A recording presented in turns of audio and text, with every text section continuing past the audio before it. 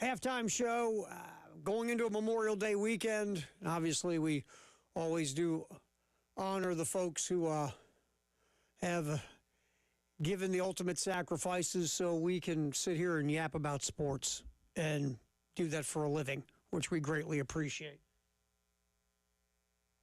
David Ayer hanging out with us, punching the buttons. We figure since Tyler's been here for it's like a telethon, 77 straight hours, he will go home now.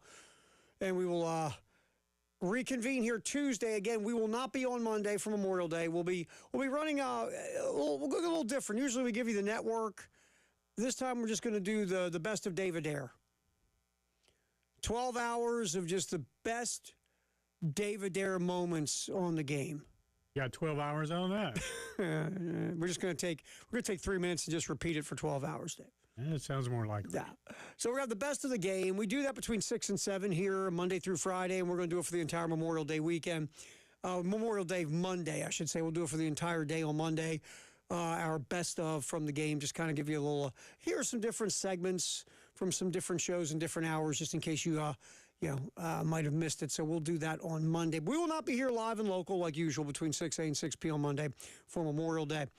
All right, so yesterday on this little get-together, John Whittle jumped in with us from the Big Spur, and we love John. He's been covering the Gamecocks for, 15 maybe even longer, 17, 18 years, whatever it is. John's been almost 2 decades covering South Carolina. Does a great job as the beat writer for the baseball program. And John dropped quite the article yesterday afternoon, early afternoon, behind the scenes about Gamecock baseball in 2025, which obviously a historically bad baseball season for a traditionally good to great program. And John went behind the scenes, and it wasn't pretty. Not pretty at all. It's one of those things when you pull the curtain back and you go, ooh, wow, that's how the sausage was being made. And we had John on at 2:15 yesterday, hung out with us for about a half an hour, discussing all of this. We're going to play you some John Whittle sound from yesterday because it was the second half. It was the last hour of the show, so you might have missed it if you were listening at this time. And look, it's not good. Let's just be clear. I mean, it's bad. It's absolutely bad, the things that John reported on that he got from sources. And let's stop real quick before we move forward. I'm not going to say anything you don't know, that John Whittle is the best baseball beat writer in this, maybe even the state. Easy. John is legit. John is serious. John is not a guy chasing headlines or gotcha articles or some kind of fame for himself. John is a writer, a beat reporter, and he takes that job massively serious. And when he puts out a post like this on the Big Spur that he did, John checked it, cross-checked it. He's got sources. And John puts it out there and stands behind it. So when a guy of the ilk of John Whittle puts out the story that John Whittle put out yesterday, we wanted to get him on. And John talked about it, and like I said, we're going to play some of that sound here shortly. And if you've read it, I mean, you know already the different directions we can go with this. Look, there's stuff in here about the relationship with the players and the coaching staff, which massively deteriorated through the season. How the players were treated by the coaching staff. That's also in the piece. And I'm not going to belittle that, but just push that to the side for a minute. The things that are really concerning to me, number one, is just the lack of practice / preparation. From what John had found out through his sources in the story is that, this baseball team wasn't doing some of the basic things that if you played baseball in your life that you did during the week, like working on cutoffs and relays. I'll tell you, even playing in Pony League ball, every week we were doing situations. And we'd hear this from the coach. Okay, situations. We all go, oh, God, not situations. And he'd stand there at home plate. All right, first and third, one out. And he hit the ball to somebody, and you better know what you're doing with it or you're going to run. That's what it was. If you made the wrong play, you took off and ran. And there was a telephone pole. It felt like it was about 50 miles down at the end of the area near the ballpark, and you had to run down there, touch it, and come back. And the coach might have, if you made a bad enough bonehead decision, once you finished lap one, he'd go like this, you know what? That was so dumb, go do a second lap. Situations, But you know what? They made us better ball players. And when you got into a game and it was first and third and one out and the ball was hit to you, you knew what you were doing with it because you had been drilled over and over and over and over and over and over and over again. So the lack of practice, consistent practice in relays and cutoffs and situations, that surprised me. That the aspect of practice was not being honed in as hard as I thought it would be, especially with an old school guy like Coach Maneri and a guy who'd been so successful. It's the details, man, always. You know, sports, I don't care what sports you play. It's the fundamentals and the foundation. It starts right there. And the fundamentals and foundation is practicing until everybody's eyeballs explode. Especially baseball, so many little things. So many little things you got to do right. So that to me is concerning, number one.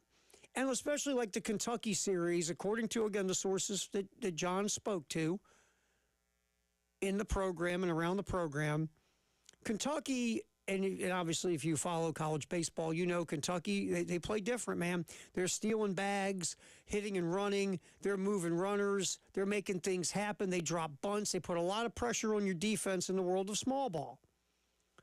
And you got to be sharp. You got to understand your infield rotations and who's covering what and who's doing what in this situation. And according to the sources, they really didn't do anything special except had a 10-minute meeting before that series. And to me, I think, again, a coach with a lot of success and an old school guy, you figured you'd be out there drilling and getting prepared for Kentucky because you've seen the film and you see what they do and you want to get ready for it because, again, it's different. And it takes us back, a few series ago on the game-winning safety squeeze. Nobody seemed to be ready or prepared. Now does that take on a different meaning now that you read this article from John Whittle? I don't know. Those things are head scratchers. That's number one, is that's the game. You've got to practice and be prepared. You just do. And that's your job as a coaching staff. And then the idea, and look, I get old school. I do. I understand.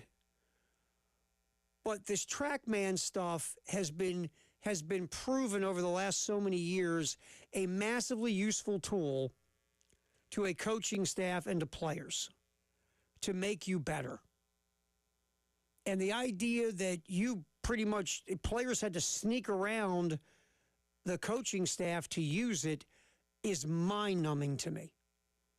I don't get it.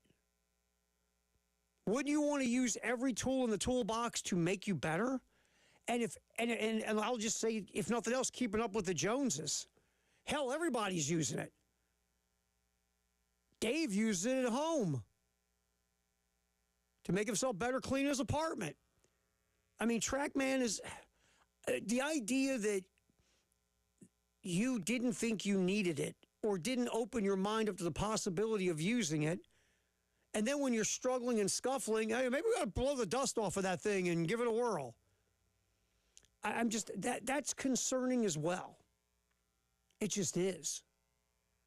And those are the first two things that struck me reading through this very well-written piece by John Whittle, are those things.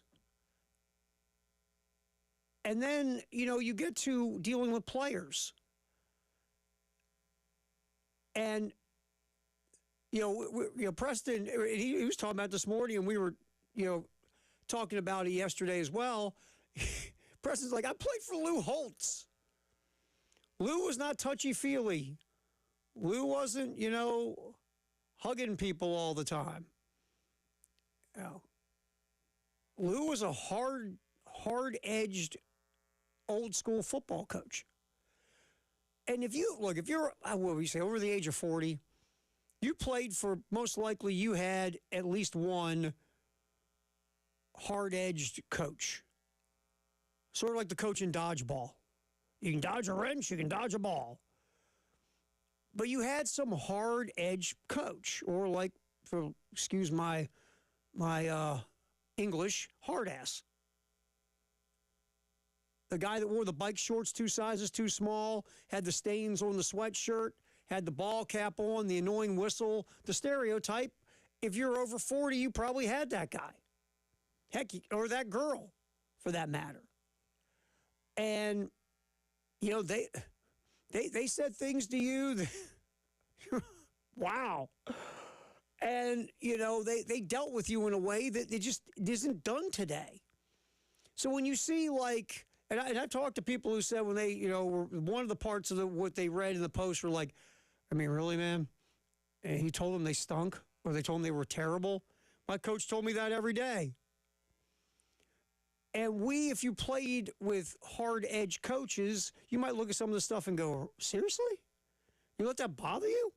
But it's not you, and it's not 2002 or 1992 or 1982, or maybe for you, it's 1972, whatever that year was. It's not 2025. It's different. Players are different. We were different. Everybody's different as the generations go along, and these players, they're just not coached that way for a multitude of reasons, which is another show. But it's just they're not coached like that anymore.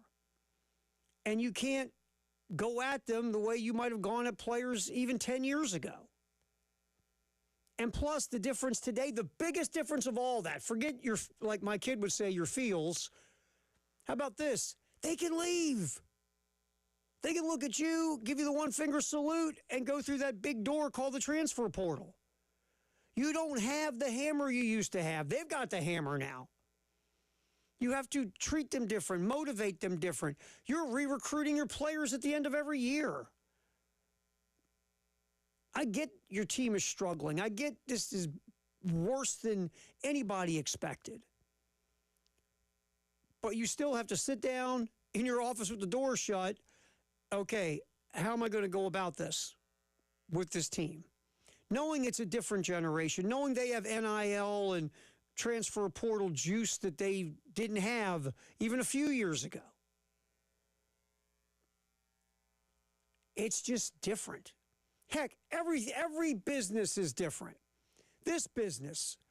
Dave, you remember how we were talked to when we were growing up in radio? We were radio like newbies. Oh, yeah. Remember that stuff? We do any of that today, Dave? No, not really. No, we can't. The stuff that was said, if I turned, and I'll use Tyler or Elijah for a minute, they're both under 30. If I said to them the way stuff was said to us, really? How would that go? One old guy told me I needed discipline, need to go to the, get toothbrushes and go to the urinals and scrub them. That'll teach you how to do better radio. Hey, dude. But my point is, everything is different how we relate to different generations. I guess what has come to me out of this, I'll hold it for the next segment. We'll play you some from John Whittle. John's thoughts on the post he put up in the Big Spur. And my biggest takeaway from all this, I'll get to that next. Halftime show. Terry Ford, appreciate you hanging out with us. Don't forget, 1 o'clock, Super Regionals, South Carolina and UCLA. And we'll talk about that as well here on The Game.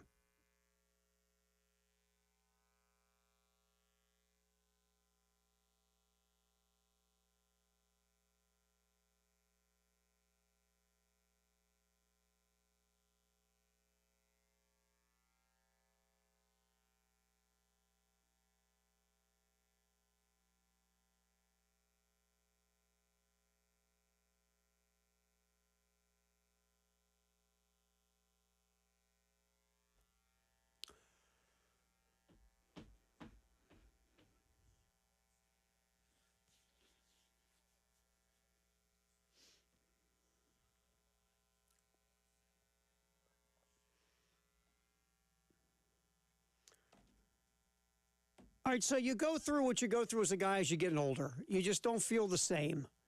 And it stinks. It does. You can't remember stuff like you used to. You can't get that extra rep or two or three at the gym like you used to. You know, you don't sleep the way you used to. You don't recover from exercise like you used to. You're on an ibuprofen diet. You have a lack of drive, whether it's life drive, romantic drive, personal, professional. You're just not the same guy. And it bugs you and it could concern you. You're like, well, what's happening to me? It could just be low testosterone. Yeah, it could be that easy. Call 803-875-MENS, Men's Clinic of South Carolina. You call Dr. Dan, say, hey, I want to come on in, tell you my story. I got issues.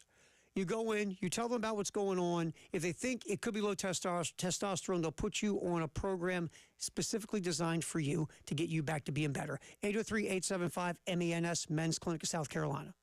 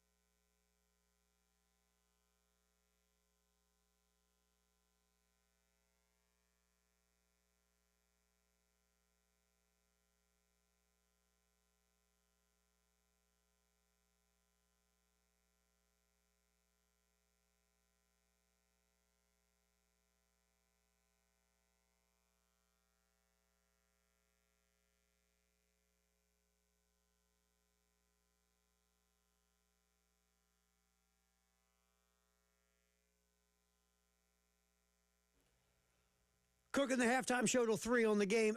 And again, 1 o'clock today. South Carolina, UCLA in the Supers. It'll be on ESPN2. And we don't want it to get lost in everything that we're discussing and what's happening regarding the South Carolina baseball program. We want to give, Coach Chastain Woodard and her crew what happened with the baseball program. But John Whittle on the halftime show, Dave, get ready. Here we go. Grab the mouse. We'll start with what one of the things, one of our bigger concerns from John's piece was the practice issues. Let's get cut 7, Dave. things that were going on behind the scenes regarding practice or lack thereof with the baseball program? Yeah, it's interesting. Coaches have different practice habits and things that they value and so forth. But there are a lot of things that are pretty standard when it comes to coaching across college baseball. And there's several things at South Carolina that haven't been done since before the start of the season. There hasn't been any PFP work, for example. Like that's PFP is pitcher fielding practice. I mean, that can range from anything from working on your pickoff moves and timing to fielding bunts, and those things just haven't happened since the start of the season. And I've talked to several college coaches outside of the program, and that's a weekly thing. And that it only makes sense. I mean, it's a part of practice.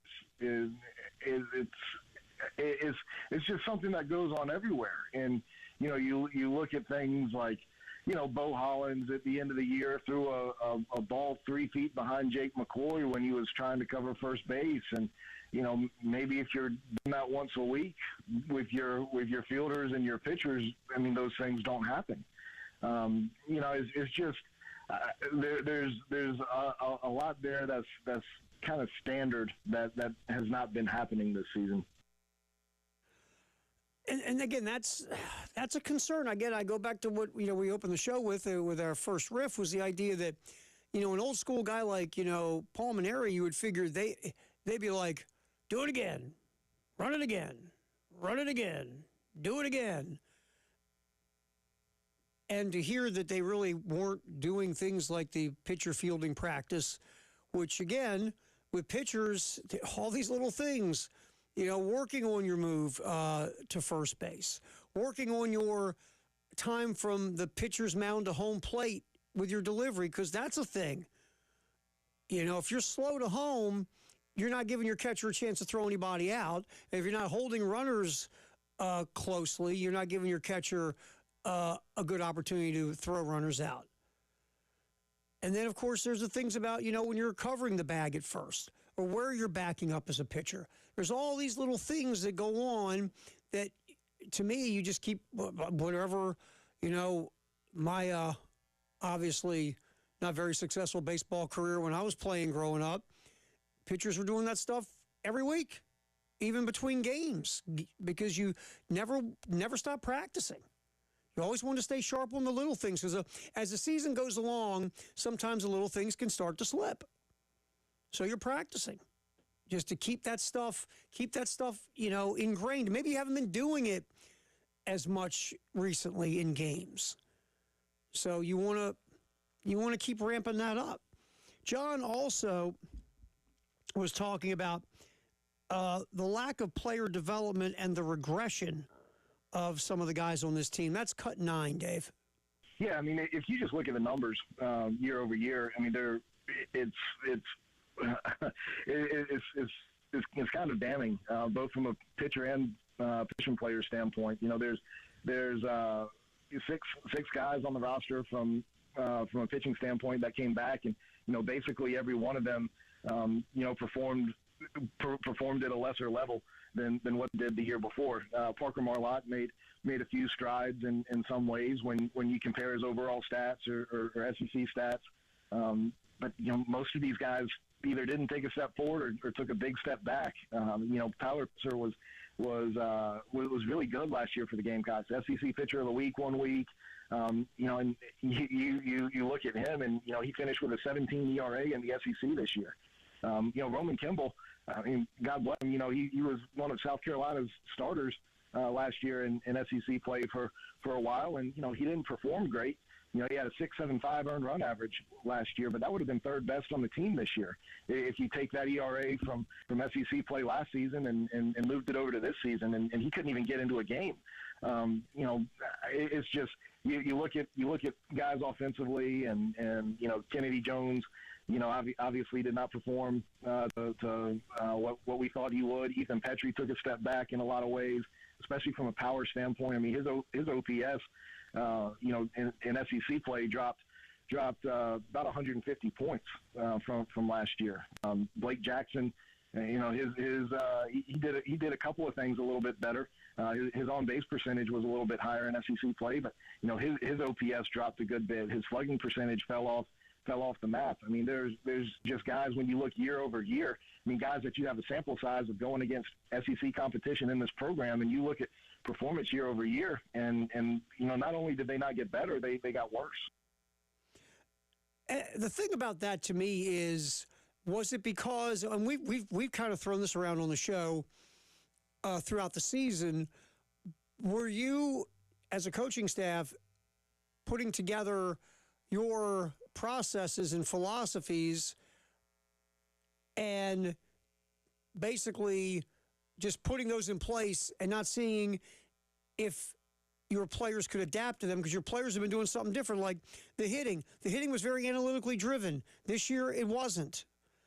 Coach Maneri talked loudly about, I hate walks. And this team, the last couple of years, it's been walks and home runs, right? And that's one of the criticisms, is too many walks, too many, just swinging for home runs, swinging for the fences. The walking means you weren't very aggressive at the plate. You got deep in counts, which led to too many strikeouts. So that was kind of like some of the criticisms about the lack of consistency on offense. So this team had been walking a lot. The philosophy was work counts. Don't be afraid to work deep in a count. Things of that nature. And then all of a sudden you're being told to be aggressive. We don't want walks. So was that a tough thing with the hitters? With the pitchers, and we're going to get to it on the show, the lack of using TrackMan. These guys have been using TrackMan. And did Terry Rooney, does he have a whole different philosophy of pitching than the previous pitching coaches? And if you're not using TrackMan, how does that hurt you as well? But the pitchers regress. So is it just, okay, here's what we do. You guys are going to learn our way, and we're not going to take our philosophies and mold them around your skills. You're jumping on board with us. Was it that type of stuff? All we know was there was a lot of regression, and John talked about it there. Just in case you just woke up, and we're gonna. It's kind of like so. That's what the feature's called. We're gonna get you some sound from Coach Chastain Woodard as South Carolina gets it going 1 o'clock against UCLA in the Supers in softball. We want you to hear from Coach. The flip side of our baseball talk, the softball talk, it's good stuff as they start up the Supers at 1 o'clock today against UCLA. Also, Game 2 will be 1 o'clock on Saturday. If necessary, Game 3, there's no time that has been determined yet on Sunday. We will hear from Coach Chastain Woodard next here on the Halftime Show. David Ayer, Terry Ford on the game.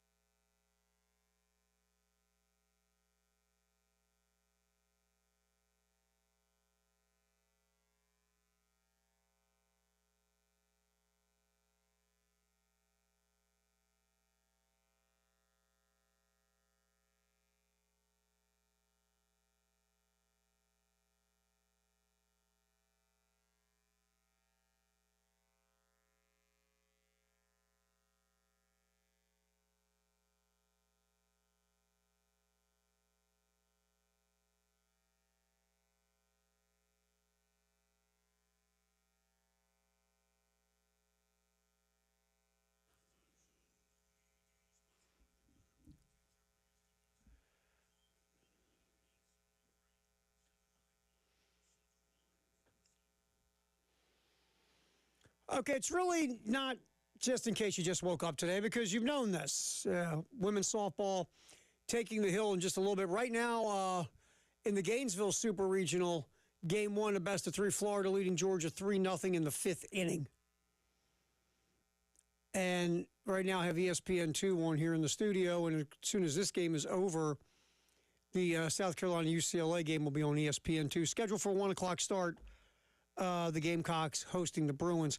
All right, Coach Chastain Woodard talking going into this game at her presser.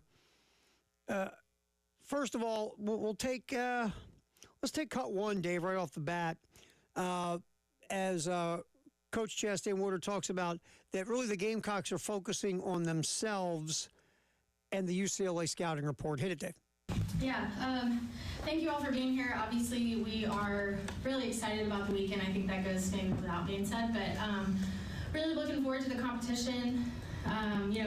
Both programs are really historic. Both programs have a lot of history. UCLA has been a perennial championship program for decades in our sport. A lot of respect for them. I think that if you really look at the story of this team all year, we have been underrated and, kind of seen as the underdog a lot of times throughout the year in the matchups that we've had. And so, whatever story is out there about us being the underdog or, maybe the favor goes towards UCLA, we don't pay much attention to that stuff because I think we've been in that scenario all year. So we're focused on ourselves and just really good preparation all week for UCLA coming into town. So, and they're good. They're good. Every team at this point that's left, all 16, are really good. I think if you look at the statistics, we're actually eerily similar in walks to strikeouts and our fielding percentage, and, it's really close in a lot of categories. So it should be some really good softball this weekend. We're excited to be here at home with the home field advantage, playing in front of the best fans in the country. So we're excited for the coast to collide here and welcome UCLA to the East. I mean, it's so easier said than done with the whole focus on yourself. But that's what coaches say today. It's you focus on what you do best, and if you play your best and play your A game, that's all you can ask for. And then the other team, you're gonna have a really tough time beating you. You play your best and you do you. Now, of course, you look at the scouting report. Okay, what is UCLA really, really good at? What do they struggle at? What do we have to do to neutralize, their power in the middle of the order? Blah, blah, blah, blah, blah. So, but the thing today is, and you hear it all the time, we have to focus on us and make sure we're playing at our best and then let the chips fall where they may. Because if you're playing your A game, you're going to be really tough to beat. All right, here's Coach Chastain Woodard talking about UCLA, kind of giving us an insight on the Bruins. Cut two, Dave. The staff and I have been digging into them since early in the week, and we have made comparisons. We made comparisons to LSU, feeling like just kind of holistically as a team, they have a lot of lefty hitters in the box, kind of an LSU feel, if you will. From a pitching side, they've got 3 arms that have started a lot of games for them. So thinking back, I think they're comparable to an LSU or to an A&M. That's kind of the 2 teams that we felt like they had some similarities to. At least that we played this year, because there were teams in the league we didn't get an opportunity to play. So you always look for some comparisons, maybe of, okay, guys, we haven't played UCLA, but we did play LSU, and UCLA does some of this like LSU, or some of this like A&M or whoever. And, reading up on UCLA, they haven't played the stiffest of competition all year. And just how strong is the Big Ten in softball? The SEC, like pretty much in everything, is pretty strong in softball. But that way, when you have some comparison, then your players, oh, I get that. Okay, makes sense, Coach. All right, also, let's get this one real quick, Dave. Let's get cut 3. You're coming off of winning the regional in Columbia, and then you roll into the Super the following weekend. Here's Coach Chastain Woodard talking about the recovery and the preparation for this week. Yeah, it's huge. I mean, we value recovery, and we preach that to these guys. I think they take really good care of themselves. To be honest with you, I think they're 2 feet in on really all aspects of being professional. So, we put a heavy emphasis on nutrition and sleep and recovery. We've tried to keep practice very efficient. On, I think, Tuesday, we were out here in the middle of the afternoon, our kind of normal block, and I think the temperature on the field was over 100. So then we made the smart decision Wednesday to move practice to in the morning.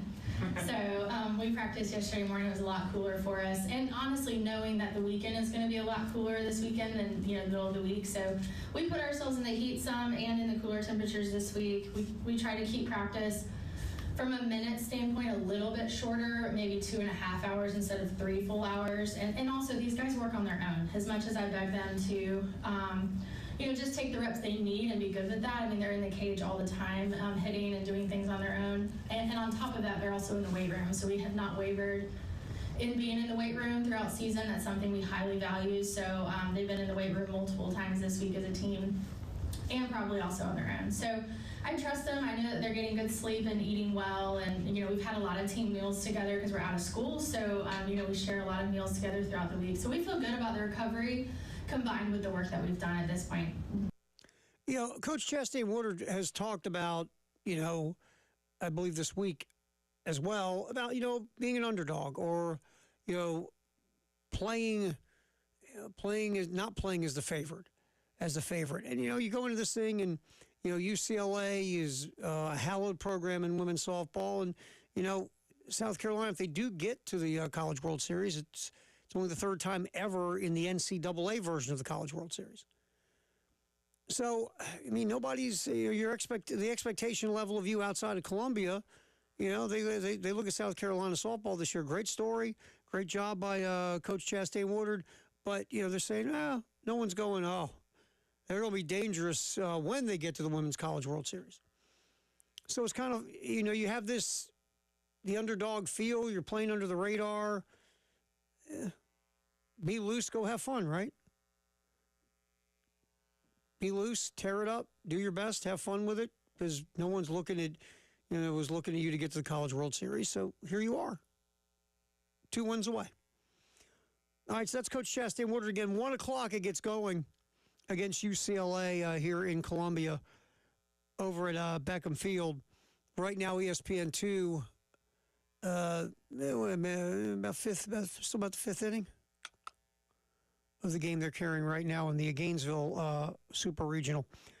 All right, we've been playing some John Whittle. We want to get back to that. John, of course, in case you missed it yesterday, John was on the show with us at 2:15 after dropping his his article on the Big Spur about behind the scenes for the 2025 Gamecock baseball team, and obviously none of it is flattering at all. Let's get to this cut, Dave, about the underutilization of TrackMan. It's cut 8. And again, TrackMan is used all over the country in college baseball.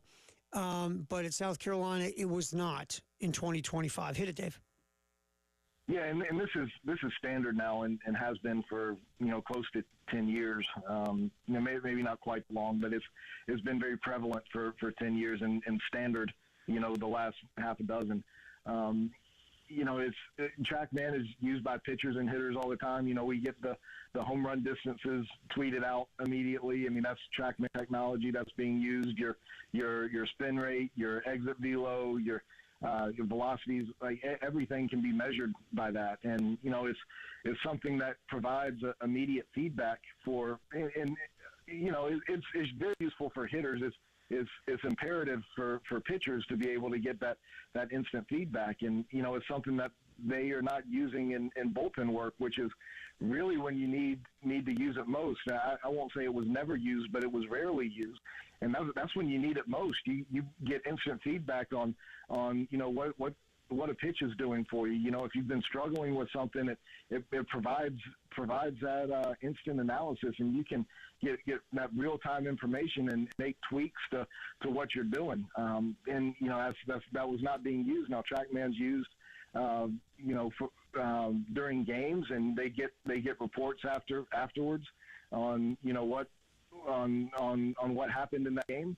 But it's not being utilized near to the degree. And Wake Forest made waves back when they were making their run and doing their thing with having their pitching lab, and South Carolina went out and got that technology, and that's in addition to TrackMan, and that has hardly been utilized at all. That's only been fired up twice this season, and the first time was just to get baseline reports, when players got here. So, you have all these tools to use, and you're not using them to their full extent or anywhere near capacity, and it hurts the players in their development.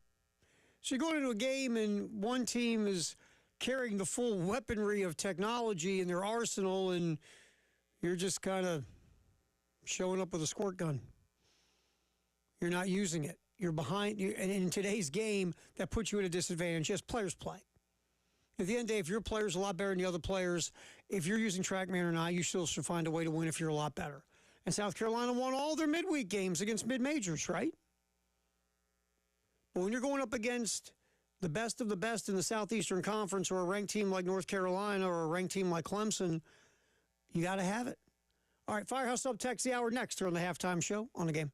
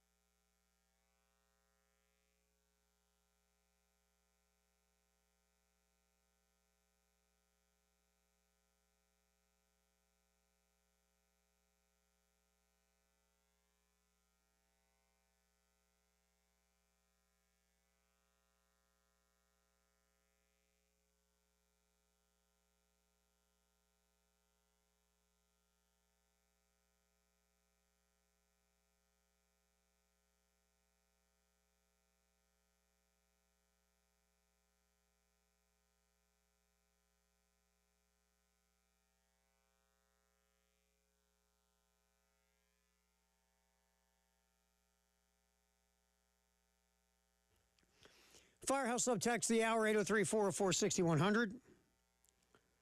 Texter says, anonymous, when we beat LSU, the entire dugout celebrated, and Maneri stayed right in the dugout and did not celebrate with his players.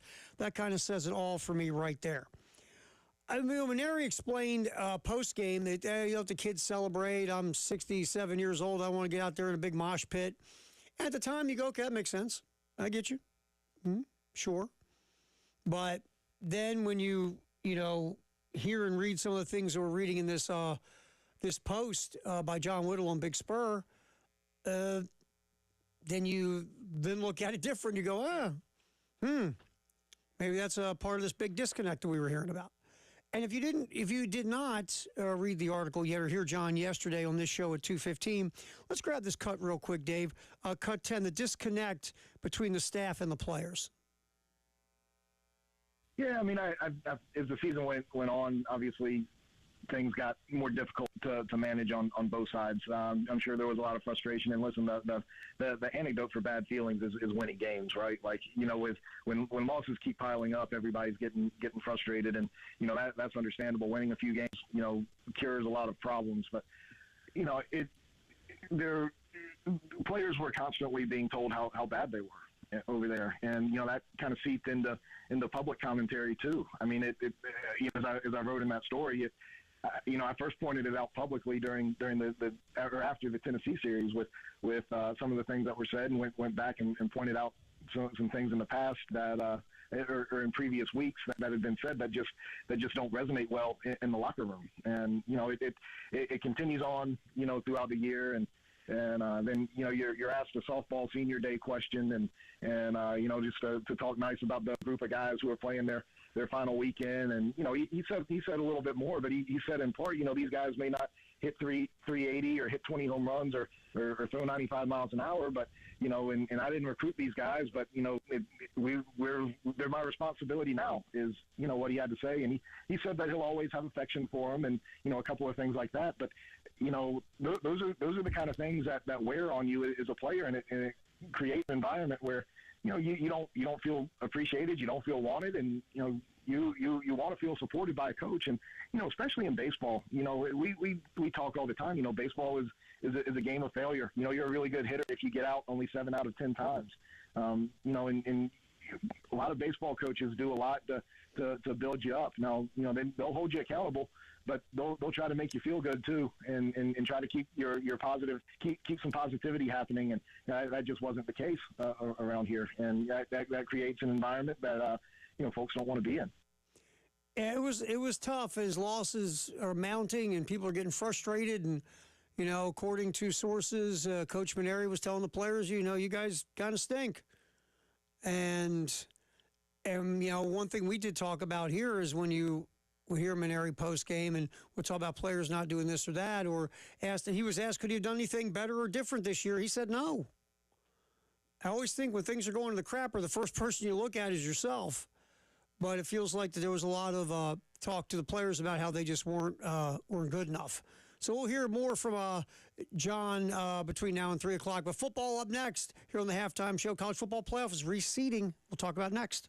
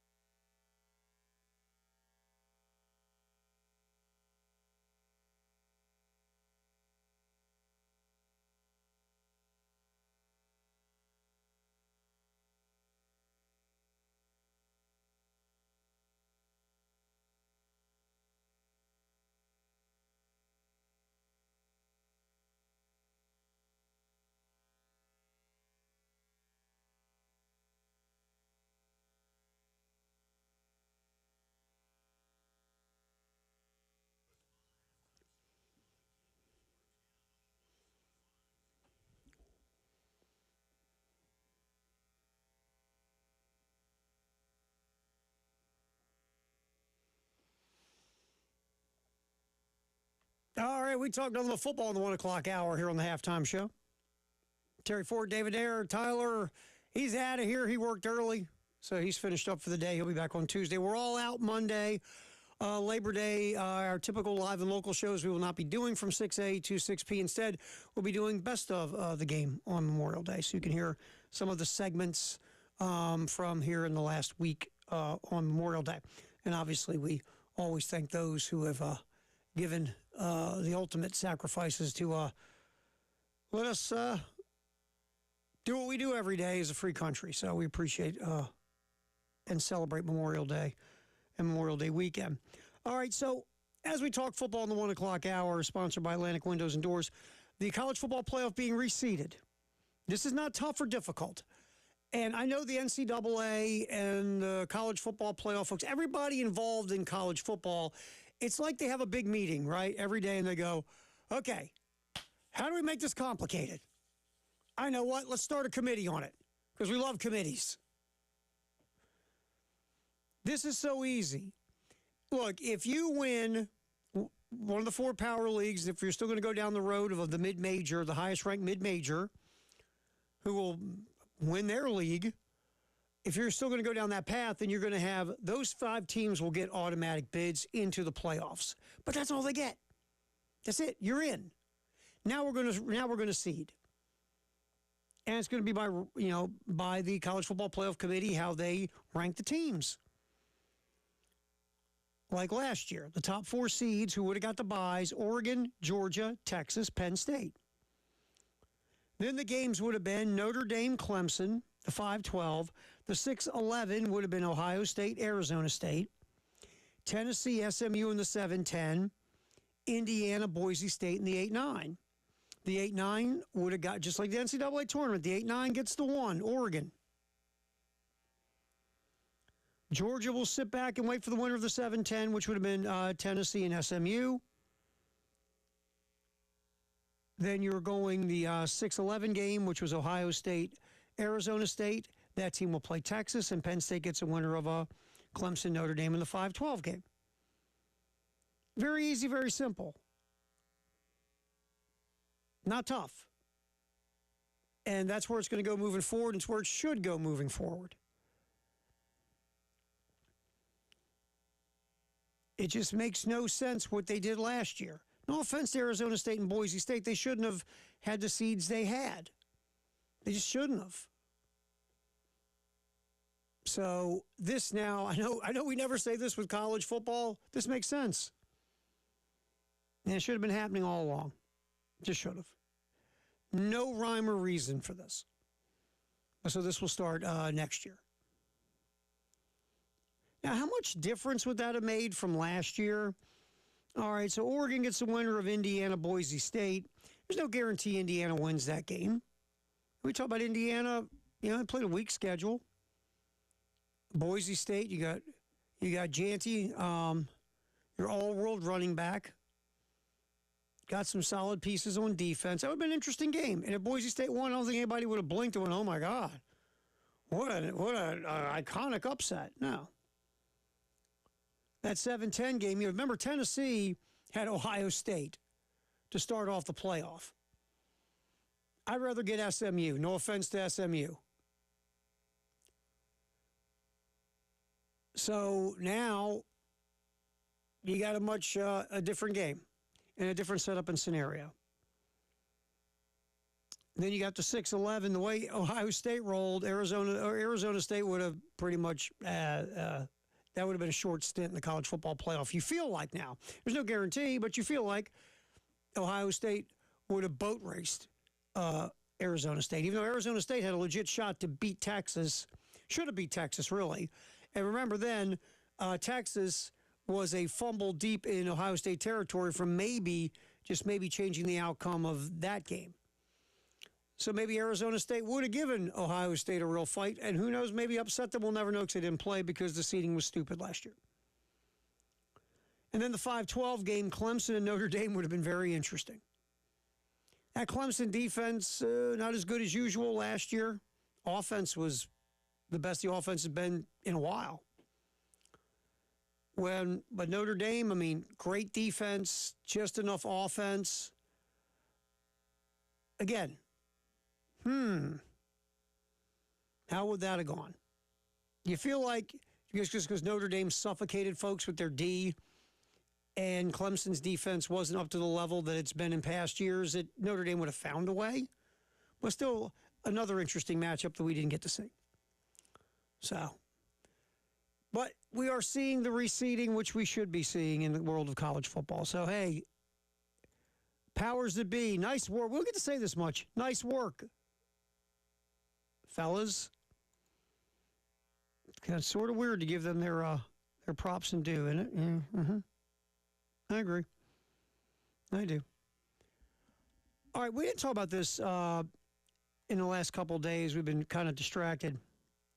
The ACC generated $711 million for the 23-24 academic year, according to tax documents, distributing an average of $45 million to each of its 14 full-time members. Financial report covers the final year of ACC athletics prior to the addition of SMU, Stanford, and Cal. It shows a small uptick in revenue year over year and roughly 56% increase from 5 years ago. That all sounds good, right? But that puts the ACC in a far third-place spot behind the SEC and the Big Ten in money distributed. In February, for an example, the SEC distributed $808 million to its member schools, about $53 million a school. And with all these new TV deals that are going to be starting or have started or will start or whatever the case, the ACC is sitting in a far third behind the SEC and the Big Ten. And that's why they're changing the model of how they distribute money, to try to make it more fair to the teams that are more successful, that would be typically kind of generating more revenue. So it's the ACC, a far third. All right, Mike Furry was on with the folks on the Gamecock Central Takeover Hour, Wes Mitchell, Chris Clark, and Tyler Head. We're going to re-rack that for you and hear from Coach Furry next as he discusses the wide receiver room in South Carolina that's coming up as we yap just football in the 1 o'clock hour, sponsored by Atlantic Windows and Doors here on the game.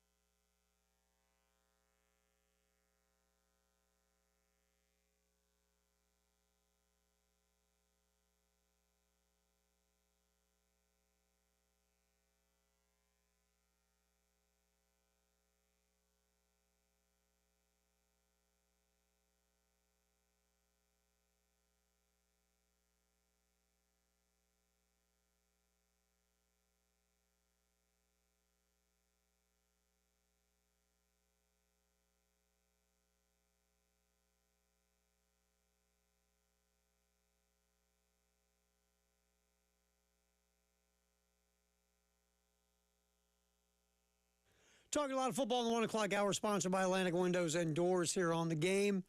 Just heard Mike Furry, wide receiver coach, on with Wes Mitchell and Chris Clark and Tyler Head on the Gamecock Central Takeover Hours, 11:15 this morning. We thought we'd re-rack that for you. Get you some thoughts from Coach Furry. Real fast, South Carolina. Lexi Winter, a 2-run homer. 3 runs for South Carolina in the first. Gamecocks up 3-0 on UCLA, top of the second at the Super Regional here in Columbia. Again, 3-0 Gamecocks, very early, top of the second inning in the Super Regional. All right, back to a lot of football in the 1 o'clock hour, sponsored by Atlantic Windows and Doors. All right, South Carolina, and this story is kind of being pushed under the rug with everything else that's going on with baseball. But the South Carolina Board of Trustees moving ahead with a $350 million project, improvements to Williams-Brice. And there's a couple important things. I'm not trying to poo-poo bathrooms, because having lots of bathrooms is always good, or having more bathrooms. If you've ever stood in line Did you say at a sporting event. bathroom? Yeah, when I said that, I'm like, I really didn't mean to say that way. I just wanted to keep going. But thanks for pointing that out, Dave, because I was trying to just keep going after I said poo-poo bathrooms. Because once I said it, I was like, I didn't do that on purpose. I hate puns. Can't stand puns. So that almost was in the pun territory. So I just wanted to keep going because I hate puns. And, of course, you had to point it out. So thanks, Dave. Appreciate that. I didn't even do it on purpose. That's the sad part. That just happened. I'm quite troubled by that turn of events. But anyway, if you've stood in line at a sporting event having to go to the bathroom really bad and you're missing action on the field, it's annoying. So the fact that, part of this renovation will be more bathrooms, that's great. That's good. But really the thing about this renovation, and it is to make the fan experience better, the student section, things of that nature, but you have to add more luxury boxes. You need more suites and boxes. Luxury suites generate tons of revenue, and South Carolina was near the bottom of the SEC in number of luxury suites and boxes. And this will uptick those considerably. And according to Jeremiah Donati, the athletic director, this could bring over $200 to $250 million of new revenue, which is quite important in a rev share world that's coming. You need all the dough you can get, basically. So this will be, it's a good thing. A lot of it, just for the fan experience. I always said more premium seating, like we said. That will generate more revenue. $200 million is what some of the projections, according to Donati. Premium seating options, 10 new founder suites in the 100 level, 33 suites in the 200 level with connected clubs. Also plans for a new field level club with access to the lower bowl. Also, the school hopes to improve the student section. Additional restrooms, like we just said, always a good thing. Don't want to poo-poo it, Dave. Did it again. Woohoo! Also, video boards to the corners of the stadium. That way students get more visibility and better visibility for the scoreboards. Also, Donati mentioned solving operational inefficiencies as the third pillar of the project. That would include relocating the visitor locker room and adding a loading deck for better access to the field for outside events such as concerts. Another way to generate revenue is turn your stadium into a multi-purpose facility for concerts, things of that nature. Lastly, the football players are looking at the possibility of upgraded amenities with improvements to the locker room and training room as well. Nothing but good. $350 million renovation to Willie B. And just you need to, the stadium has got, you've got to take every possible angle for revenue streams in college athletics today. You just do. And those luxury type premium seating with luxury suites, things of that nature, it goes a long way. So that's going on at Williams-Brice. All right, this was fun that the folks at Gamecock Central did. A chat GPT simulation of the South Carolina season. Regular season, Turns out really well. Really well. Team goes 10-2. The South Carolina, according to Chat GPT, including a home win over Clemson. That's a season. So if Chat GPT is correct, South Carolina basically they will start the year off on a 5-game win streak. According to Chat GPT, taking out Virginia Tech, South Carolina State, Vandy, at Missouri, a squeaker, beating Kentucky here in Columbia, and then losing at LSU by 3 in a tight one. So now you're 5-1, but you come back home and you slap Oklahoma by a couple of scores. Lose to Alabama. So now you're sitting at 6-2, but then the roll starts. You win at Ole Miss by 4. You win at A&M by 2 touchdowns. You slobber knock Coastal, and you get a home win against Clemson. So according to old Chat GPT, you end the year on a 4-game win streak to take you to 10-2. Which, again, a good thing. Then, according to Chat GPT, which Gamecock fans should really love, South Carolina is the number 8 team in the final college football playoff ranking. That puts the Gamecocks in the college football playoff. Now, according to the Chat GPT, here's how the college football playoff ranking would go. Michigan would be number 1, the Big Ten champion, undefeated 13-0. Georgia, the SEC champion at 12-1, would be the 2 seed. You ready for this one? Florida State would be the ACC champ at 12-1. Utah would win the Big 12 at 11-2. Boise State, the Mountain West at 12-1. Those are your top 5 seeds. Ohio State at 6 at 11-1. Oregon 11-2, the 7th seed. South Carolina, the 8th seed at 10-2. Bama is number 9 at 10-3. Penn State 10-2. Notre Dame 10-2. Ole Miss 9-3. That would be your 12 teams.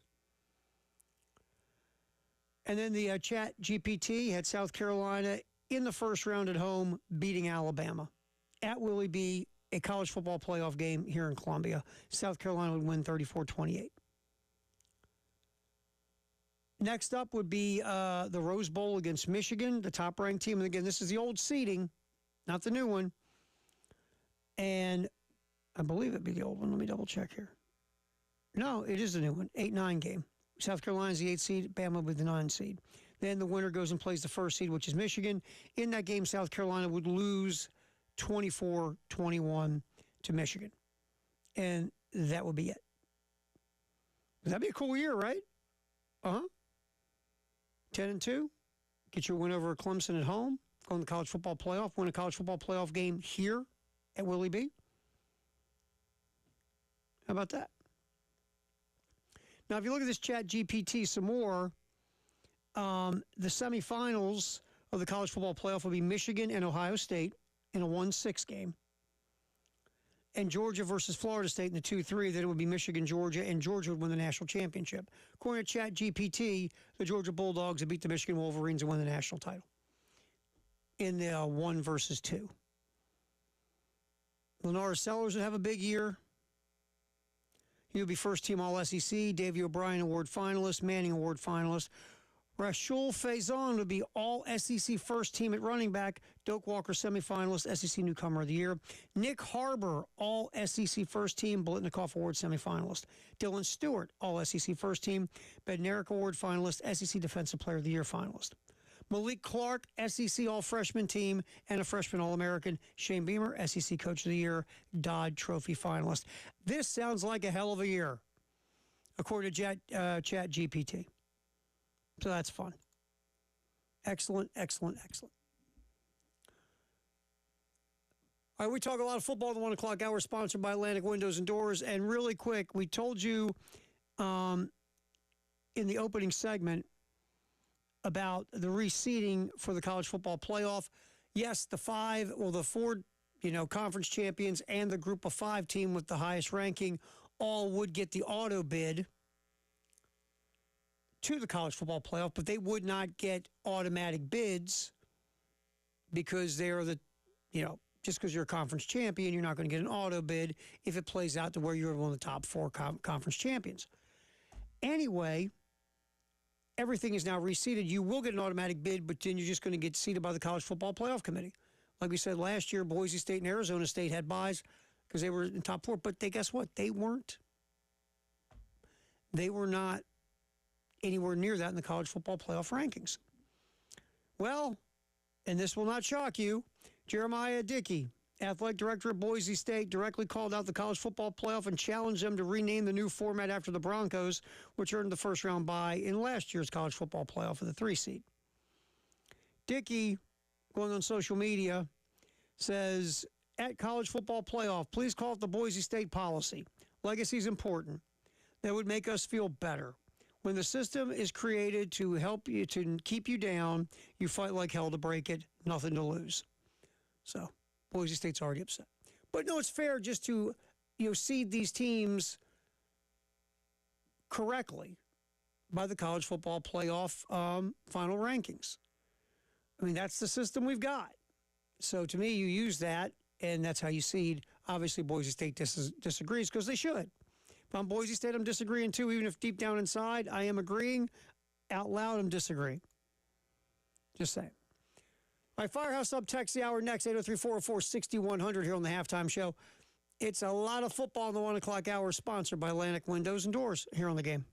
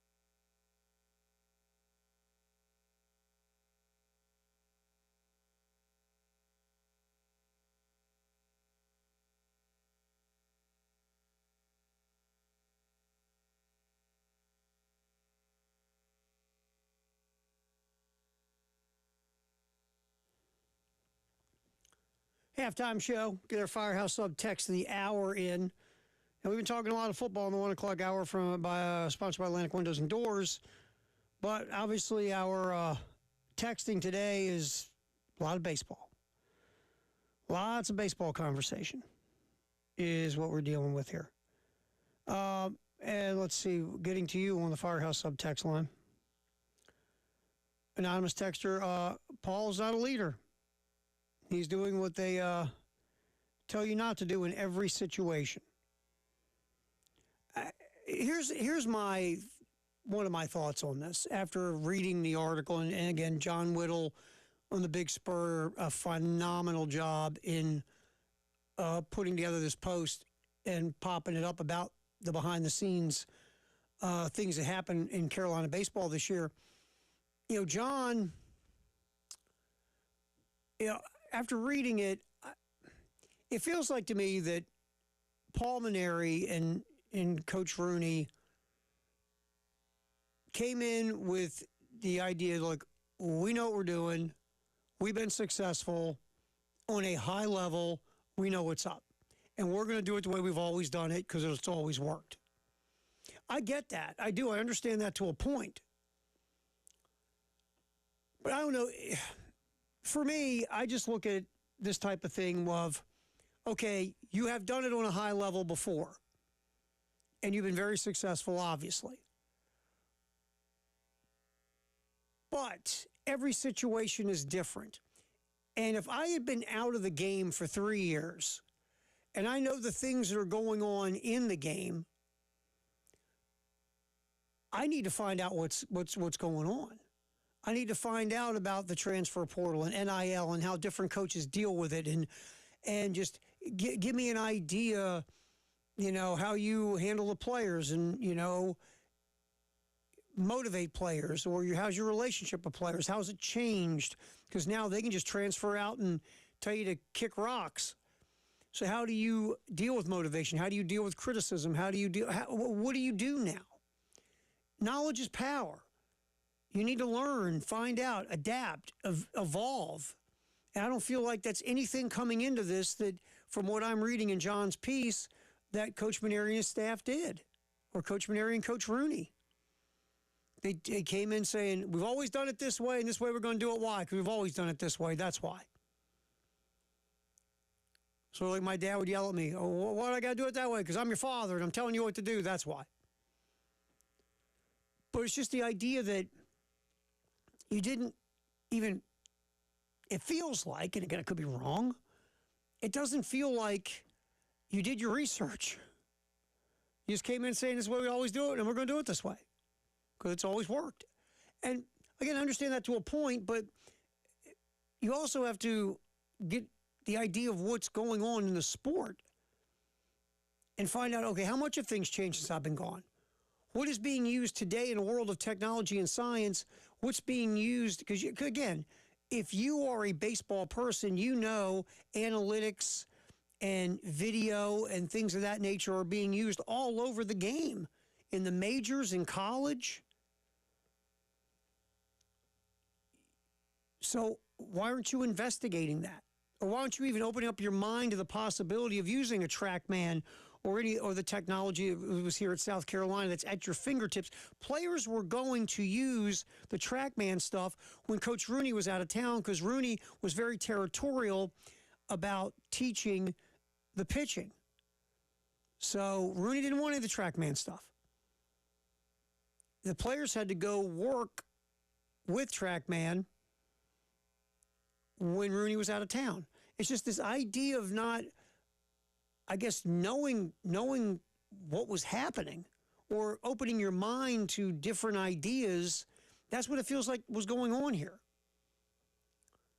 And with the handling of your players, what you were doing 3 years ago, it's a different world now. These players can just leave. And some coaches, that's why some coaches are out now. Longtime coaches, very successful. They don't want to deal with it. But that's the reality. If you're going to coach today in college, that power, that hammer you had is gone. And now you got to reevaluate how you work with your players, communicate. I just feel like this staff came in, Coach Maneri and Coach Rooney came with the idea, we've always done it a certain way, it's worked, that's what we're going to do. Because we know it'll be successful. And they didn't really look to open their mind or evolve or even feels like do any research in the lay of the land. All right, what's trending at 2? Coming up next, give you an update. Carolina opening up their lead on UCLA. We'll get to it next.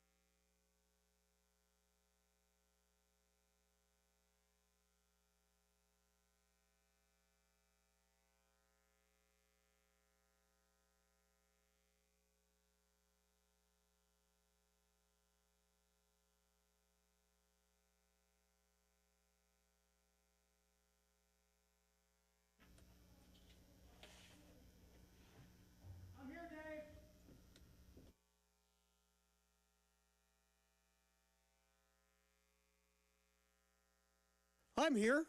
What's trending at 2? Sponsored by Traditions Fine Jewelry and Gamecock Traditions here on the game. Terry Ford, David Ayers here.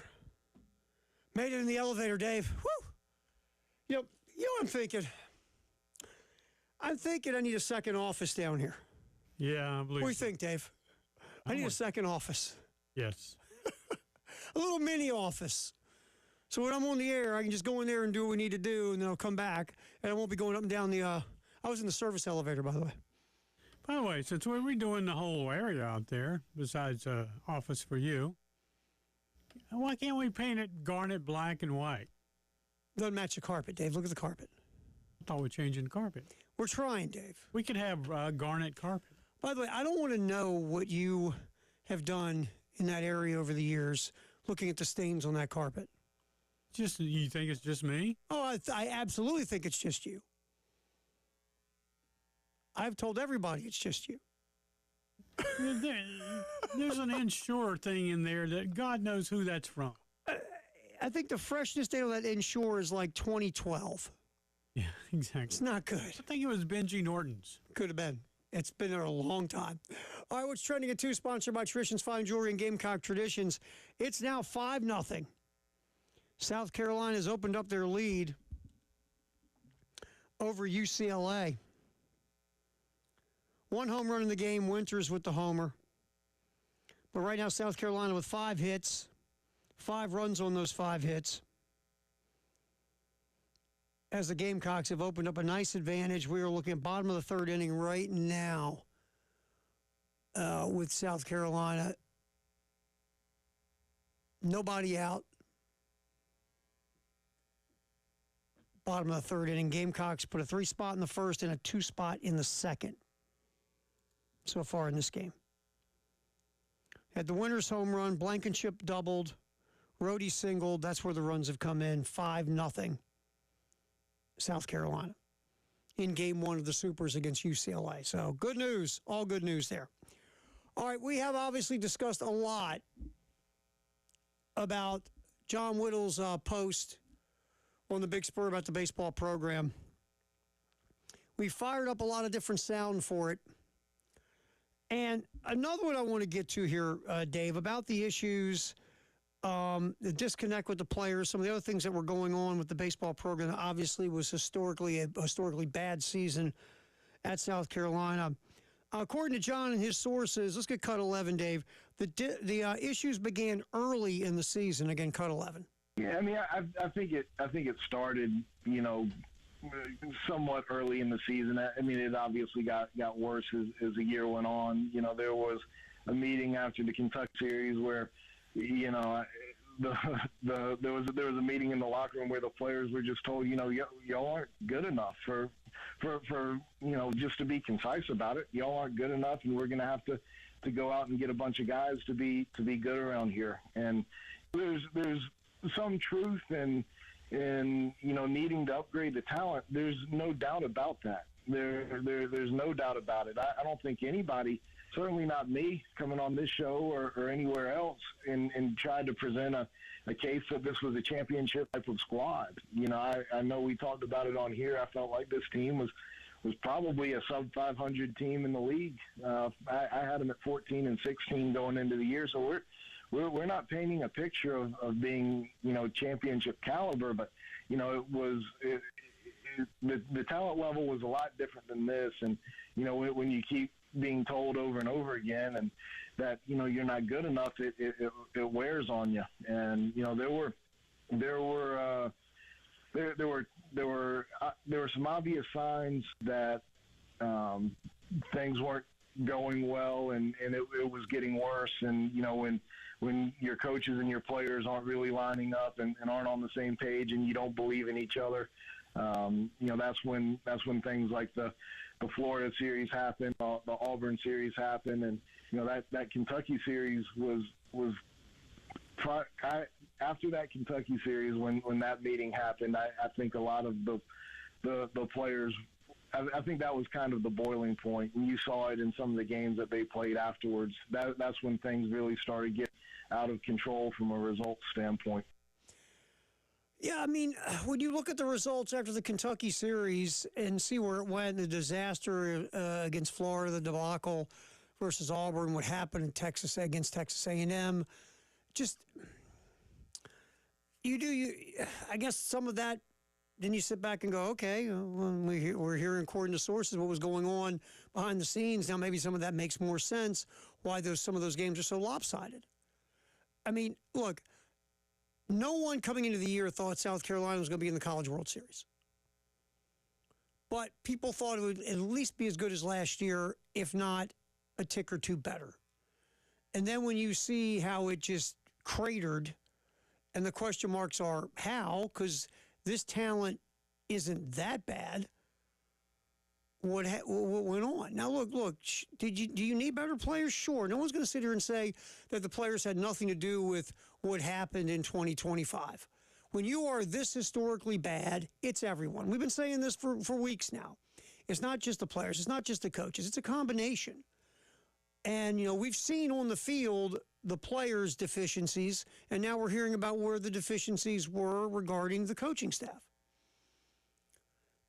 And when you see how this went and then you hear what was going on behind the scenes, it starts to make more sense that you had a coaching staff and you had a group of players who were a huge rift was just growing and growing. The players, again, this is a different coaching staff with different philosophies, different attitudes toward players, obviously, different altogether than what they had with Mark Kingston in a lot of ways. And these players, most of them were brought in by Kingston, not all of them. Some were brought in by Maneri and his staff. But point being is, the riff is growing as you're losing. And things you might blow off if you're winning, you're not blowing off if you're losing.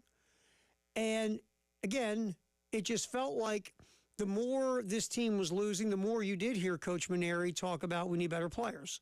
We need guys who hit more homers, guys who throw harder, this and that and the other. And and sometimes it was about a certain play and a particular player. And there wasn't a lot of accountability about, well, we got to coach better. And I go back to, again, when, Coach Maneri was discussing, what could you have done different? And he was like, I can't think of anything. That's now an interesting comment when we see where this has gone. I don't know what's going to happen. I mean, obviously, this post from John Whittle there's nothing good about this post regarding the baseball program. And it opens up a real conversation about what do you do about the head coach situation now. Can Paul Maneri, take a step back and look at what happened in the first year and say, yeah, I got to evolve. Fire up that track, man, baby. I've got to change how I relate to the players. It's a different time, a different era. I got to do a lot of things different. Could there be some self-evaluation and then you move forward? It could happen. But this, along with your results, if you're the AD, Jeremiah Donati, are you going to stick with the status quo for a year two, or are you going to go in another direction? Can you bring back this coaching staff after everyone has read what they've read? I don't know. And if you're Jeremiah Donati, does this give you now the door to go hire your guy? Because obviously Coach Maneri's not your guy. Because there's not going to be a lot of pushback. Or are you going to stay moving on with Coach Maneri in year two? What comes out of this from Maneri? Does he speak on this article? Is there going to be a comment from Maneri or Jeremiah Donati or anyone connected to South Carolina athletics? We'll see. We'll see where this goes. But this is something that's got to be addressed. And we'll see what's going to happen regarding the head coach at South Carolina. Because reading this, there are things that need to change. Whether it's, and if it's Paul Maneri year two, it has to be Paul Maneri year two with some changes. If you look at this piece by John Whittle and the sources that he has, which are good, then there's going to be a lot of conversations going on before a decision's made moving forward, is my guess. All right, Dawn Staley, she was talking about her book, She went on the Breakfast Club talking about her book and specifically the Malaysia Fawali situation about Fawali transferring. And here's Dawn Staley's thoughts on Malaysia. Again, cut 14, Dave.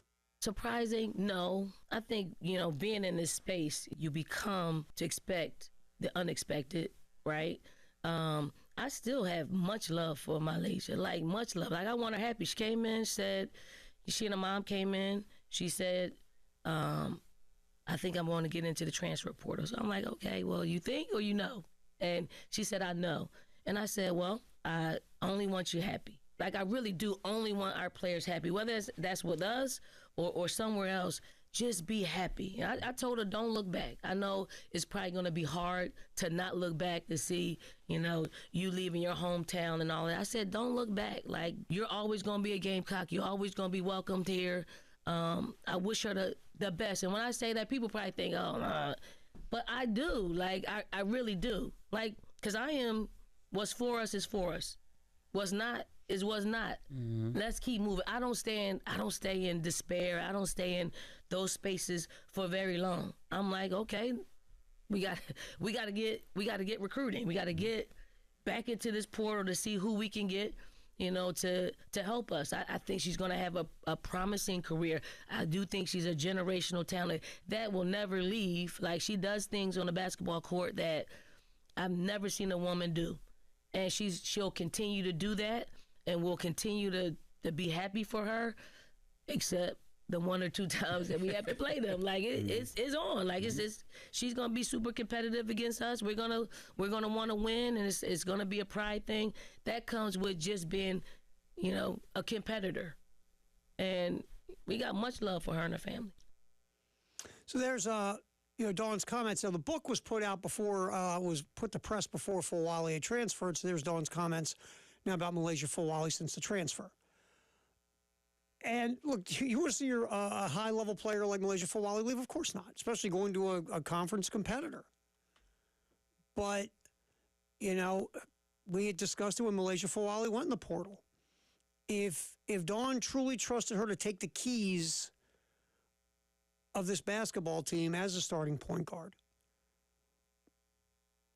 Malaysia Fawali would still be here. And we understand Fawali, magnificently talented, made some mind-numbingly spectacular plays that were SportsCenter highlight worthy, but also the flip side, made some mind-numbing mistakes at times. Did she get better from freshman to sophomore year? Yeah, but there was still work to be done, and I don't think Dawn fully trusted her to make her the starter. And then once you had, guards coming through the portal, you had Raven Johnson returning as well.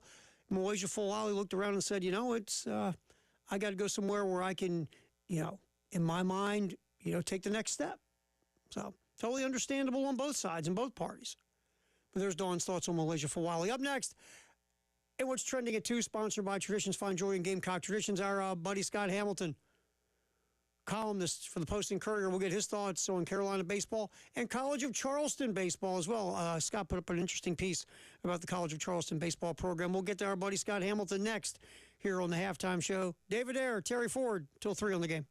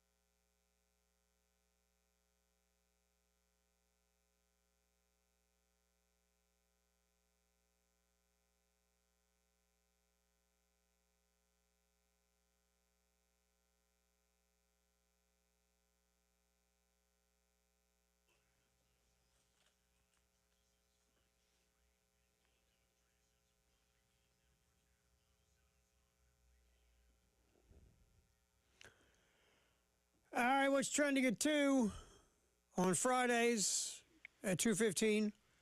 Since we really kind of can't find anything better to talk about, we talked to Scott Hamilton. I mean, good to have you, man. When you can't find anything better to talk about, let me tell you, we got a lot to talk about. We got a lot to unpack and try to figure out about that smoldering tire that is called South Carolina baseball. Wow is the right term. I mean, Scott, I know you've read the piece by John Whittle from the Big Spur. I mean, a lot of that behind-the-scenes stuff is. Where do you go? If I said to you, what's the number one thing of all the things you read there that are concerning, which one hits you first? Oh, Lord. How about just being and again, and I'm not questioning the reporting. I mean, he knows his stuff. I have no reason to question the validity of this report. But if I had to pick one thing, it would be trying to be an old school coach in a new school era. You can't do it, man. This is not Bear Bryant and the Junction Boys. This isn't Vince Lombardi wearing guys out. You can't do that anymore. And I just think that shows how dated Paul Maneri's way of doing things is, and perhaps how dated Paul Maneri is as a coach. I tell you, for me, we're talking to Scott Hamilton from the Post and Courier here on the halftime show. Just the idea of not wanting to use the modern technology, Scott, of TrackMan that everybody uses now. That's a real head scratcher to me. I feel like to me, and you hit it. I call it the idea of, okay, I've done it a certain way my whole career. This is the way I'm doing it. And when you don't look, it's like anything, Scott. If you don't look to evolve, if you don't look to grow and develop with the times, you'll fall behind the times. It's like, I know at your house you still have a black and white TV with rabbit ears, and you use a wall phone, right? Well, I've got the VHS. When I get on the internet, I have to put the wall phone, put the 25-foot cord into the coupler. It takes me 8 minutes just to get a connection, but I'm happy for that. But and Terry, they spent money on that technology. They spent money on the TrackMan. Mm-hmm. Kingston, God love his heart, he did one thing correct, and that was the technology. Mm-hmm. They're modernized, bro, but it's like they refuse to do it, according to this story, and it baffles me. And here's my question. Here's my question. I come out of this, and it's not a good look for anybody. It's not. The coaching staff, at least. It's not a good look. What happens to Monty Lee? By all accounts, the players think highly of Monty Lee. Monty Lee has coached in the modern era, that being everything after 2021. How did at any point did he just step up and say, hey, we need to use this technology, or hey, maybe we should practice, some pitcher fielding stuff, Why aren't we doing that? The Monty Lee part's interesting, Scott, because remember, Ray Tanner, when he was hiring Paul Maneri, said, hey, I got this Monty Lee fella. He's real valuable. I'd love for you to talk to him. And so in the passive-aggressive way, I'm not saying Monty Lee was forced on Paul Maneri, but it was suggested, correct? So how much input did Monty Lee have this year? We know the offense, that was not what Monty Lee did the last 2 years as a hitting coach or hitting instructor. This offense was different. And the approach Paul Maneri had was, I don't like walks. I want us to be aggressive. Monty Lee's guys walked. So I don't know, just to try to answer your question the best I can, I don't know how much Monty Lee was involved in any aspect or how deep of a level Monty Lee was brought into the circle, so to speak, in this past season. That's an unknown. Well, and correct me if I'm wrong, isn't his salary around like $500,000? Yeah, he's either the highest paid assistant in the country or one of the most highest paid, yes. That dude is supposed to have a voice.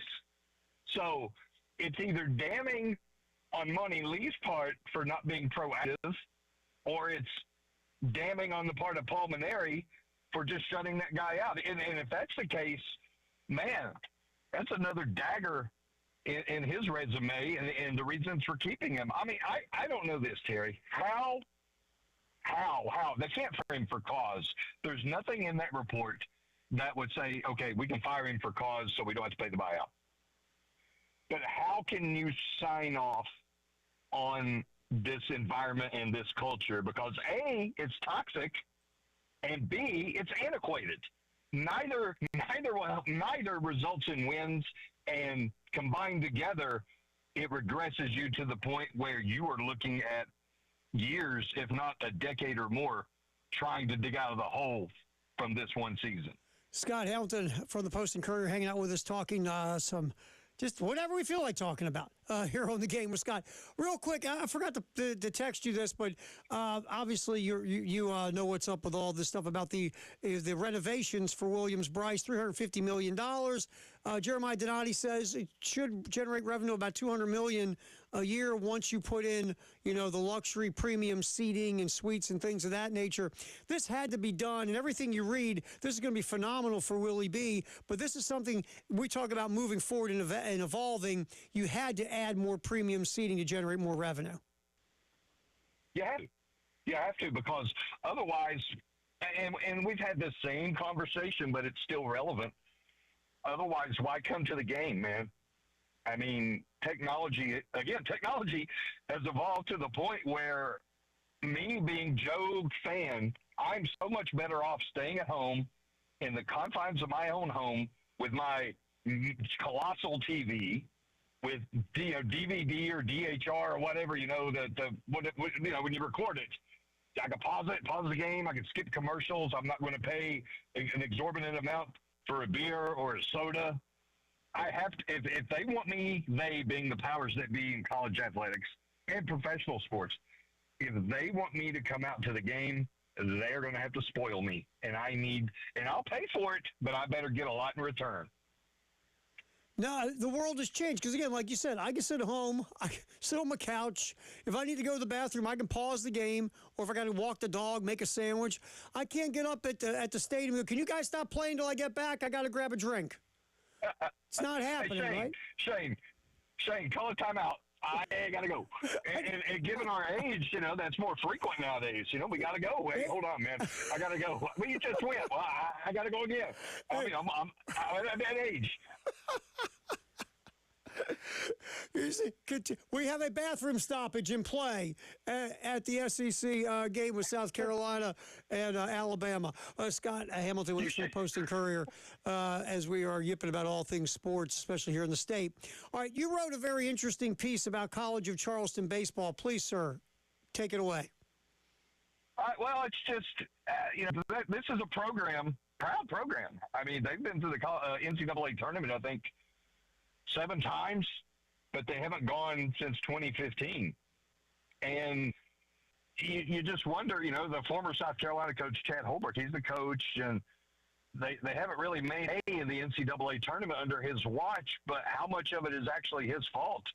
This team, by all accounts, had a resume that was undeniable last year with regards to getting into the NCAA tournament. Number 41 RPI, had won the regular season of the CAA, probably one of the better mid-major leagues out there. It was a multi-team league last year, and yet it didn't get in. I mean, it was, I call it the great snub of 2024, and that's kind of what's powering the mindset of the team now, and maybe going forward, that there are going to be powers against them, forces conspiring to keep them out of the NCAA tournament. All they can do is go out and win. That's all they can do, and that's kind of the approach they're taking. I think he told me after they beat William & Mary the other day in the opening game of the CAA tournament that there's no real sense of urgency other than to go out and win every day. It's not like the sky's falling, so that's what they're doing, and they're trying to make hay of it. All right, Scott Hamilton, Post and Courier. You got anything else good and juicy and exciting coming up there on your little newspaper thing you do for a living? My little newspaper thing. At Scott Hamilton PC. Follow me on Twitter/X. No, it's just this baseball stuff, man. I mean, that article. I mean, again, I will promote a competitor's piece all day long, up, down, all around. The reporting job that was done in that article on thebigspur.com was outstanding. And I think it's going to result in some kind of change. It's got to. At some point, the university, Maneri, Jeremiah Donati, maybe all three together, they're going to have to come out with either a comment or a statement, because there is a lot to be concerned about in that piece. All right, my man. Next week we'll do it again. I'll be here. All right, I'll be too. We'll bother you. We'll stalk you. All right, man. We'll see you, my Okay, friend. bro. See you, my friend. All right, the greatest day in the history of the world is, when is today? May 23rd. We'll get into the greatest day in the history of the world. Wonderful, earth-shattering events on this day in history is next here on the Halftime Show on the Game.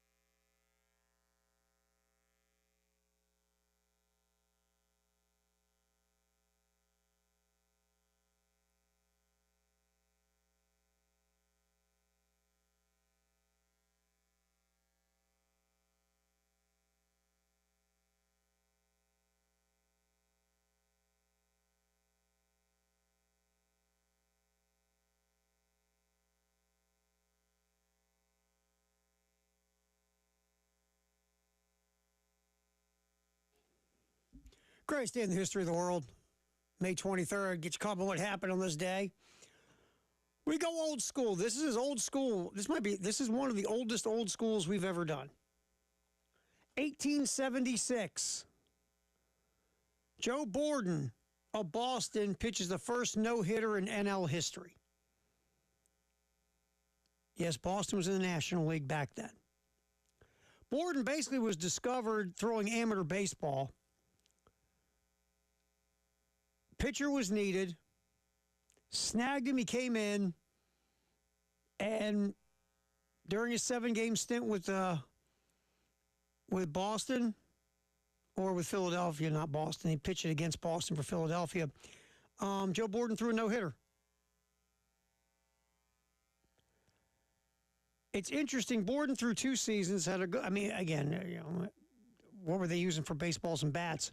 But Borden had a 2.56 ERA, 13-16 in his career. Played 2 seasons. Was then released by the team. He was still under contract, so they had him work in various capacities, such as ticket taker and groundskeeper. Finally, ownership said, look, we're just going to give you the rest of your contract. We owe you for you to beat it.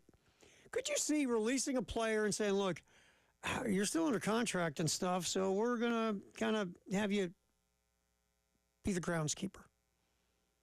What do you say? So that's Joe Borden, first no-hitter in NL history. More greatest day in the history of the world. We'll move it up a little bit. We'll move it a little bit. How about the next century is what we'll do. We'll move to 1976. Boston center Dave Cowens has a big day in Game 1 of the NBA Finals against Phoenix. 25 points, 21 rebounds. Celtics beat the Suns in Game 1. They had that series had some crazy games. And the Celtics won that series against the Suns. That was Phoenix. Phoenix has been to the finals, twice? In 76 that year, and then with Charles Barkley, and that crew lost to the Chicago Bulls. I don't think they went any other times besides those 2. 1981, Puerto Rican boxer Wilfred Benitez becomes the youngest 3-division world champion by knocking out Maurice Hope in 12 rounds in Vegas. Benitez was really good, but he was overshadowed by Sugar Ray Leonard and Tommy Hearns and Marvin Hagler and a lot of the middle weights in that era dominated. And Benitez was really good. Sugar Ray Leonard beat Benitez. But Benitez was excellent. He just wasn't on the level of those guys. Greatest day in the history of the world. This day in 2002, Dodgers slugger Shawn Green becomes the 14th man in Major League history to homer 4 times in a game. Set a big league record, 19 total bases. Green was 6 for 6 and scored 6 times, had 7 RBIs in a 16-3 win. And, Shawn Green had some years. Over his career, he didn't, again, it wasn't like he was looked like as a Hall of Famer or a great, great player, but Shawn Green put up a few really, really good years. And, of course, he did it through the steroid era, but had 3 40-home run seasons with the Dodgers and a 35 home run season in Toronto. Again, Green had a few years where you're like, wow. I mean, again, the career numbers, 328 career homers, a career OPS 850. It wasn't like, again, he's looked at as a Hall of Famer in any way, shape, or form, but through that offensive era, Green had 4 years that were special. But again, it gets kind of pushed aside in that era. But Shawn Green, a 4-homer day on this day in 2002. Here's one for you. Speaking of softball, this day in 2009, Alabama sophomore Kelsey Dunn becomes the first player to throw back-to-back no-hitters in NCAA postseason play. Jones holds Jacksonville State hitless for the 2nd straight day. It was her 4th of the season, and she had a school record 6 no-hitters in her career. This day in 2018, the NFL owners approved the new NFL national anthem policy where players are required to stand if they choose to be on the field for pregame presentations. We all know where that came from and the controversy there. 2021, Phil Mickelson wins the 2021 PGA Championship by 2 strokes to become the oldest major winner in PGA history. I mean, people thought Mickelson's, major victories it was done. But then, because Phil magnificently talented. You don't have to be a golf expert to know how good Phil Mickelson was. So for Phil to get it all together at age 50 and go out there and win a major, it shouldn't really be super surprising. But Phil Mickelson on this day in 2021, oldest player to win a major at 50 years old. Sarah's your greatest day in the history of the world, just kind of looking back on stuff going on this day in history. All right, UCLA has cut the South Carolina lead to 5-2. UCLA put up a 2-spot in the 4th inning, did the Bruins, with a double and a single. So 5-2 right now. South Carolina leading. Top of the 5th, UCLA has 2 on with 2 out. Obviously a big moment in the middle part of this game. South Carolina leading game 1 of the Super Regional, but UCLA looking to, right now they have the tying run at the plate, matter of fact, with 2 on and 2 out. 5-2 South Carolina leading UCLA. Again, game 2 will be tomorrow at 1 o'clock. Game 3, if necessary, will be on Sunday. Time is yet to be determined. And if you want to watch today's game, it is on ESPN2. Up next, we will do our handoff. Sponsored by Little Pigs on Alpine with Jay and Elijah in the postgame show. Also, our Firehouse Sub Text of the Hour. That is coming up here on the halftime show. Again, Memorial Day weekend. Please do not forget what Memorial Day is about and honor that, because obviously it's very important to us as a country. Halftime show, we wrap it up next. David Ayer, Terry Ford here on the game.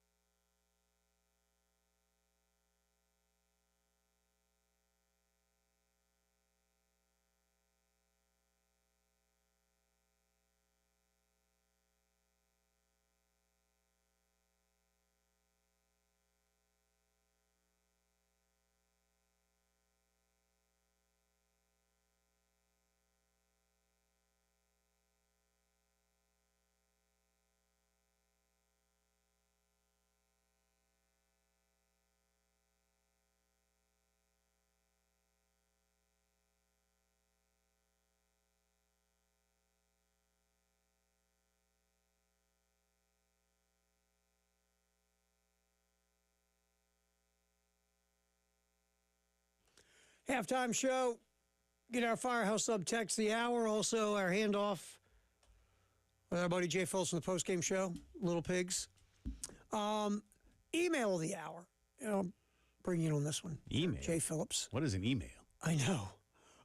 We had someone say, hey, you said that this team wasn't doing relays and cutoffs in situations. They weren't practicing, at all as the season went along. Well, that's a problem. You got players who need to practice that. College players shouldn't be practicing that if they're basically fundamentally sound. I will respectfully say, well, John Whittle talked to a college baseball coaches, and if that's the case, then there are a good amount of programs who still do cutoffs and situations and relays during baseball season. And according to Whittle, it was once a week. I don't think you can. I don't think you can do too much of that. And sometimes you even see it. You'll see big leaguers that screw up the cutoff, or a pitcher that doesn't back up third base on a throw from right field, or whatever the situation may be. I disagree with that. You have to always be ready for situational things, pretty much in every sport. I mean, Will Muschamp might not have had the best of times here in Columbia, but I do remember, something that he said, and I'll just paraphrase it a little bit, but it was something to the effect of, we need our guys out there to not have to think. It didn't mean that he thought they weren't capable of thinking. It's that if you have to process it, that takes whatever snap of the finger. Lose a step. And the snap of the finger exactly is in this at this level. Is the difference in a guy, taking a full extra stride ahead of you, next to you, juking past you, whatever, or in basketball or in baseball, whatever. It doesn't matter.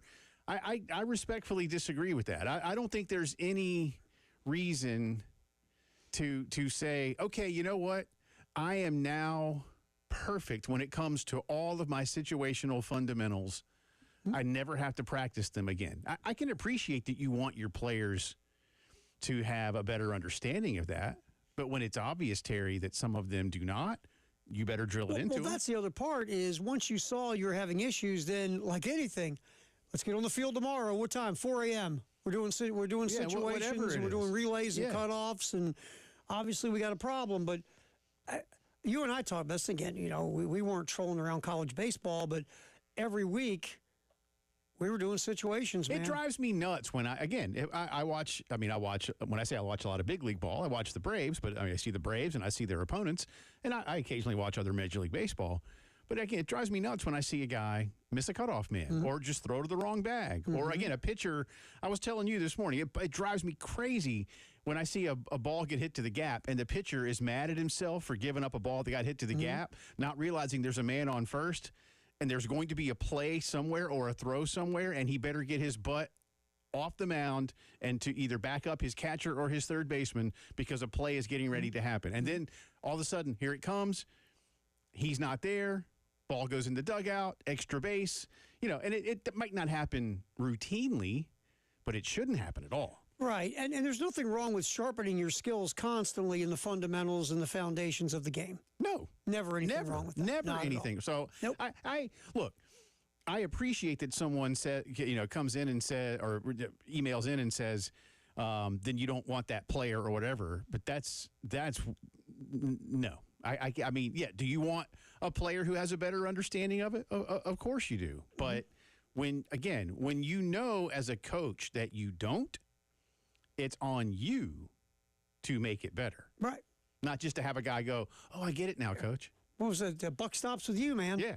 If your guys are making mistakes over and over again, eventually it's going to come back to, because again, these are kind of things that are, you don't have to be a wow talent to hit the cutoff man or to, properly back up the right bases or to understand situationally where you need to take the baseball to when it's hit to you. Or a base running mistake where you didn't think ahead, like should I go here, or just most of the time you might go on the crack of the bat. But there are times, or in this case the clink of the bat.